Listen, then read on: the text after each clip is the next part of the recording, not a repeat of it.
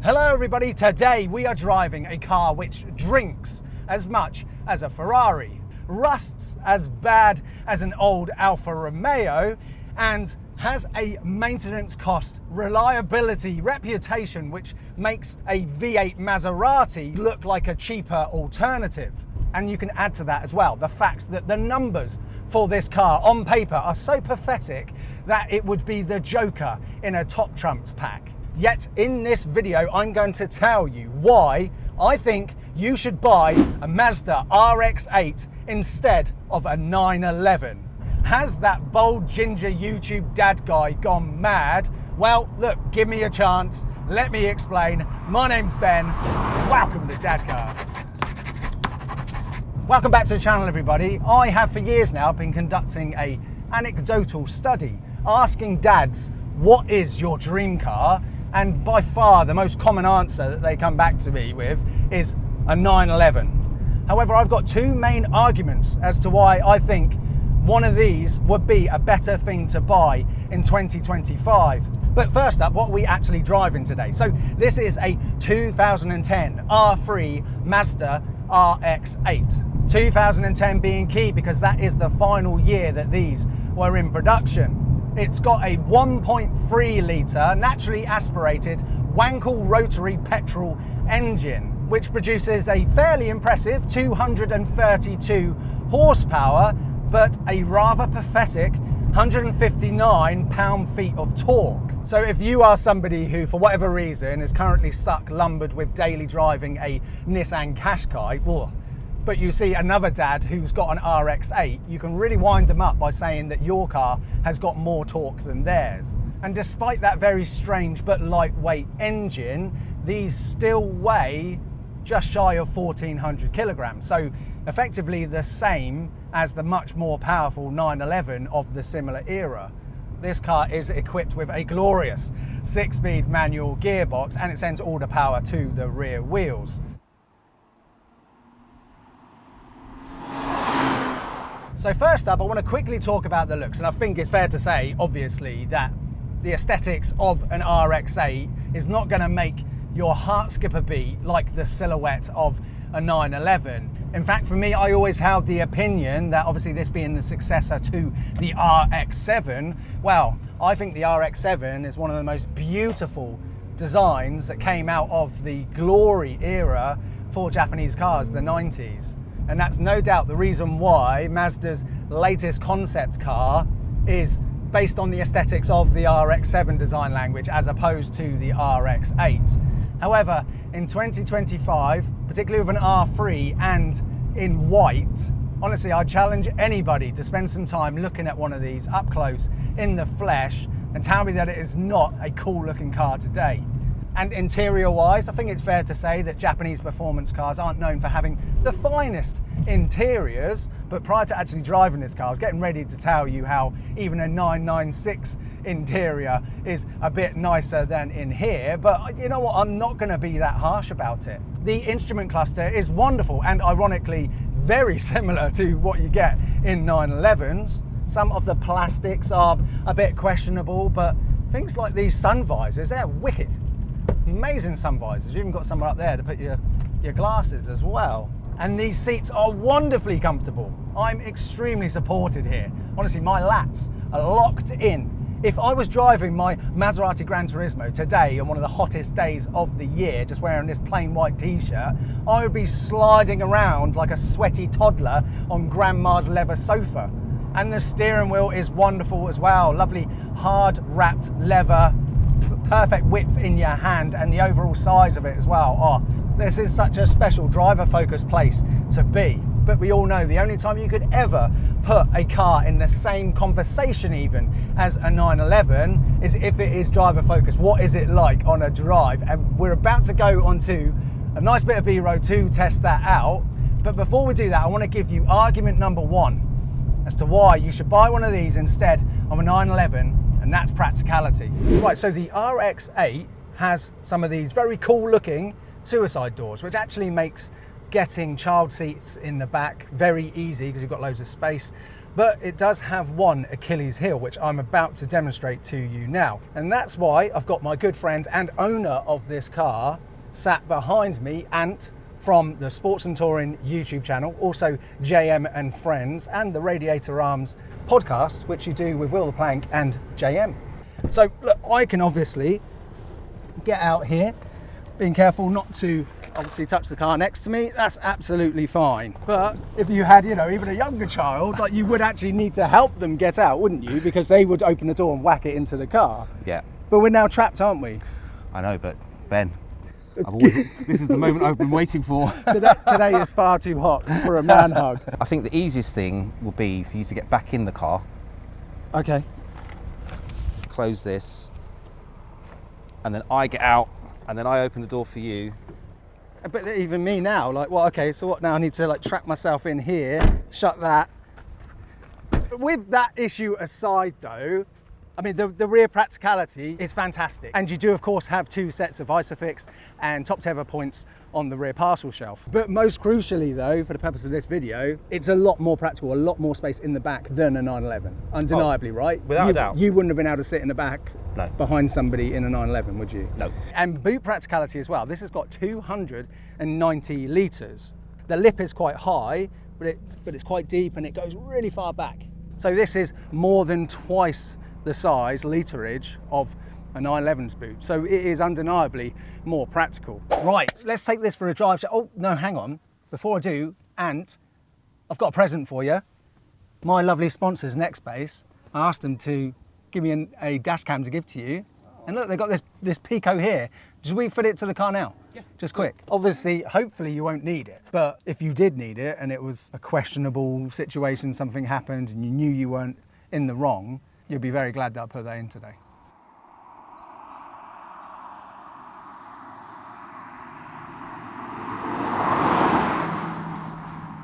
A huge thank you to Nextbase for sponsoring this video and partnering with the Dad Cars channel long term. If you use promo code DADCARS, you can save 15% off the entire Nextbase range. Click the link in the description below or scan this QR code. So it's now finally time to forget about all the numbers on the top trumps card and take this for a proper drive. What is it going to be like? Oh, I'm excited for this. Right, national speed limit.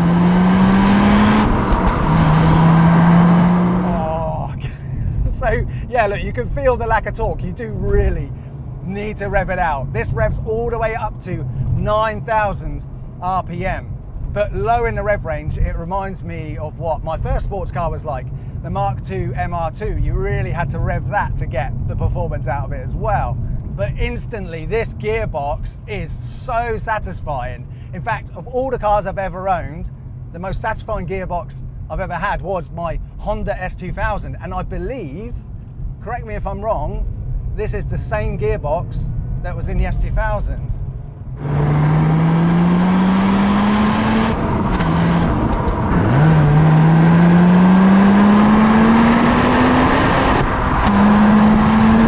Well, there's the beep, 8,500 RPM. I was having so much fun, I didn't notice my camera's taken an absolute beating. I'm sorry if that's all crooked and really wobbly, but yeah, you're getting a sense of, it's a firm car, yeah? You feel every single piece of council neglect on the road in this car, but I wouldn't call it crashy. It's just dawned on me as well that obviously there's not been any annoying bings or bongs or safety assist things at all. You don't have to switch anything off in this car, obviously, because I've been driving a lot of modern, brand new press loan cars and things like that as well, and it is really annoying. Now, as subscribers know, I've got a bit of an obsession with large capacity engine cars and the noise. It's an interesting sound, but you know, not one that you hear it go past and you think, oh God, I'd love to have one of those on the sound alone. But actually, you do get a really satisfying and engaging noise and sound as you are working it through the rev range.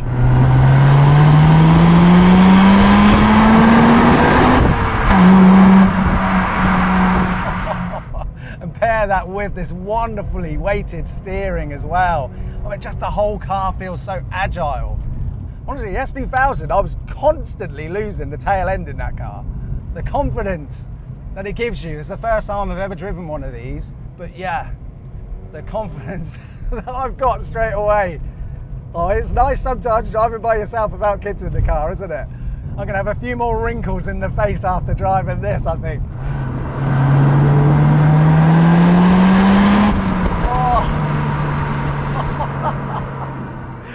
This is the definition of a driver's car. Honestly, I knew it was going to be good. I didn't think it was going to feel that good.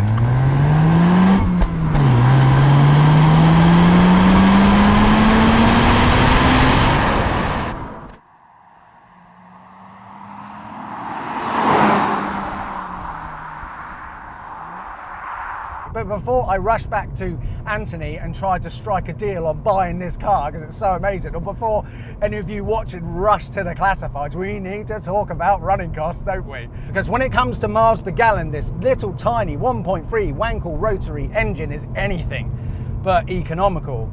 In fact, probably the best way to look at it is the miles per gallon, they're probably the same as what I get in my 4.7 litre naturally aspirated V8 Maserati Gran Turismo, which weighs loads more than this. I think in reality you should expect around the high teens. On a blast, it's possible, I've heard, to get these down to like 10 miles per gallon. But for anyone watching who's got one of these, what's the best you've ever achieved on a run? Don't lie. Genuinely, what's the best you've ever achieved? Let us know in the comments below, because I think it'll be interesting for people to see from real owners what they could actually potentially get.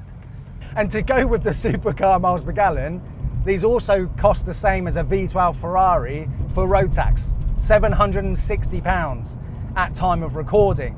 But before I give you my summary and why I honestly think you should buy one of these instead of a 911, my final argument, let's talk to the owner, Ant, and get the full lowdown on the running costs and the reality of owning one of these cars. Okay, Ant, so without going into too much depth, because this is a topic that could be a whole video, like what you need to know before you become an RX-8 owner, what due diligence you need to do. But I think there's, fair to say, there's two main worries going into buying one of these. One I would say is engine related, and the other is rust related. So starting off with the engine, on my Maserati Gran Turismo, you can service it every 2 years. Is it correct that you've got to rebuild the engine every 2 years in RX-8s? No, that's not true. I mean, first of all, I think it's worth bearing in mind, this is the R3, so the second generation of the RX-8. The first generation engine certainly did have a bit more of an issue, partly I think because people bought these cars and treated them like an everyday car, but they didn't check the oil regularly, they didn't top it up regularly, all of those sorts of things. So the engines over time kind of weren't as well looked after. And it's gotten even worse, I think, since they've gotten so cheap, people aren't spending the preventative maintenance money on them as well. The R3, which is this one, there was quite a few different changes made to the engine to make it more reliable. I think we'll save that for a video over on Sports and Touring for Damani to go into, because he's the real expert. But if you're buying the first gen, I think the golden rule is find one with a good frame, good chassis, and a blown engine, buy it for cheap, and then just pay for the engine to be rebuilt. This one, obviously this is a relatively low mileage car, seems to have been really well looked after. And of course, well, you saw me today checking and topping up the oil. Yes. So that's something that we do on a regular. So in a nutshell, basically, if you're gonna buy one at the bottom of the market, get one which isn't all crusty underneath, but has already got an engine that's gone, and then budget, what is it, like £4,000 for rebuild? For a decent one, yeah, for about anything from £3,500 to £5,000, depending on what you're going for. I mean, if you're just going for a rebuild, it'll be at the bottom end of that budget. You might go for a Bridgeport, which my son's car has got, which is a much more aggressive. It's like the equivalent of having high lift cams, basically, okay, on a Rotary engine. Then obviously it's even more because there's more work that's being done to it. You need to do your due diligence, don't you? You do. Well, they're cars that over the years many people have been bitten by because they've been tempted by that £2,000 RX-8 and then they just go and buy it for someone's driveway. This is not a car that you can do that with. No, and I think the number one thing that people ask for with these, and that's something I'm getting done on mine before it actually goes on the market officially, is a compression test. And make sure you verify that compression test. Do not take it at the word of the person selling it. Phone the company on that sheet of paper and check that they actually did do that compression test for that car, because we know of one car where a compression test was shown, but it was not actually real, it was faked. People like us, we want to sell a car on to someone who's going to look after it and appreciate it, and we want to hear hear from them one day that how much of a great time they had with that car. Yeah. We're not the kind of people to then hide things. Like this thing's got a couple of little rust spots here and there that I may or may not take care of, it depends. I will point them out to people. I'm not going to hide them, but I'm guessing you probably want to know about the underside. Yeah, that's the important bit, right? Yeah, so this has got some surface rust on it. There's a couple of bolts here and there that, like on the back box, for example, that were not easy to move, shall we say. Apart from that, yes, there is some surface rust underneath, but you're going to get that. It's a 15-year-old car. The type of maintenance that you need to do on a Rotary is really the kind of maintenance you should do on a piston car. You should check your oil every month or every couple of thousand miles. You should make sure that you don't just move the car a short distances and turn it off again. You should do all of those things on a piston car. With these, you just need to do it. You have to do it. You really need to. Yeah. If you're driving a car in a spirited fashion, you're gonna use your oil, even on a piston engine car, more quickly. It's just that these actually inject oil into where the rotors are to lubricate the apex seals. They will go through oil slightly quicker, but it's not that they're burning oil like a piston engine would. This is kind of literally is intentionally using that oil to lubricate on the inside. Can you give us the full name of your latest purchase? The Lamborghini Gallardo LP570-4 Superleggera Edizione Tecnica. You did that in one breath, which is impressive. But we had that at Wembley at Petrol Hedonism Underground, didn't we, in the dad car section? It looked amazing. Yeah. Thank you, Ant. And all that's left for me to do is give my final argument as to why I think people should buy one of these instead of a 911. So let's get back on the road. So my final argument as to why you should buy one of these instead of a 911 is because you could buy one of the finest examples of an RX8 for the same price as you could buy one of the most undesirable, bottom of the market 911s. Look, let's say you've been saving really hard to try and get yourself a weekend exciting dad car, a driver's car, and you scrape together like £12,000, and then you think, yeah, cool, look, I could go and buy, you know, one of the undesirable 996 generation 911s. You are going to be really rolling the dice, and everything we've said about these and the reputation they have, you know, that 996 will equally have a high chance of catastrophic failure. So for me, getting a low mile, I mean, this car sits on just 34,000 miles, you know, last of the run, finest examples that you could buy for around £12,000, let's say, for argument's sake. If I had the option of buying this or buying, you know, a ropey 911, and with the added practicality behind, you'd be able to get any child seat behind there. And even when your children are teenagers, even if they're very long of leg, they will be happy in the back of one of these. So you'll be able to use it in more occasions, make more memories with your family. And so yeah, for those reasons, for me, I wouldn't be surprised if in the future I buy an RX8. These are amazing. I would not recommend one of these as a daily. They are far too temperamental to use as a daily and do little runs in, switching them on, not letting them get up to temperature, switching them on. Like, it'd be a nightmare. You know, it'd have to be as an additional dad car for me, something that you just use at weekends and on special occasions. And so I want to say a massive thank you to Ant for bringing this car down to me to drive today. But even more so than that, I want to say a massive thank you to him for all of the help he's given me over the last nearly 3 years. Back when my channel was barely a channel, he spent countless hours helping me for no reason other than wanting to help me, teaching me how to edit. So my videos early on would have been rubbish if Ant didn't step in and give me all of that time. And it would mean the absolute world to me if loads of my proper subscribers, you watching this right now, those who watch to the end, go over and subscribe to Sports and Touring. You will love the channel because it's like in a parallel universe. Imagine if I didn't have 4 daughters, I only had 1 son, and then fast forward to when that son is an adult. Like, that channel is him, his son, Damani, making memories, and you know, and sharing his passion with Damani, and you know, that's what has led to Damani's career now and what he does, and why he's such an incredible driver is because of his dad sharing his passion for cars with him. Can you do this one thing for me? Click this video here from the Sports and Touring channel. It's one of my favorite videos.